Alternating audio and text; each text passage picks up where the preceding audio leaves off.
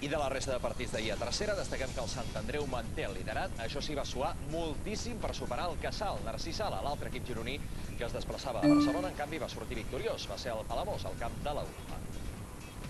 A punt va estar el Cassal de donar la campanada al camp del líder, el Sant Andreu.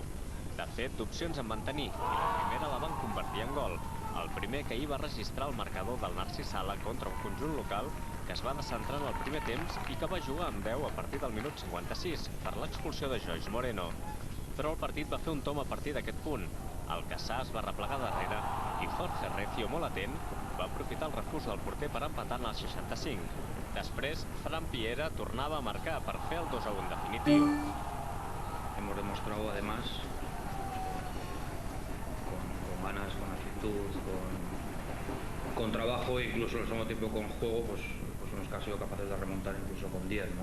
Pero realmente del Cassà yo personalmente esperaba lo que he visto, ¿no?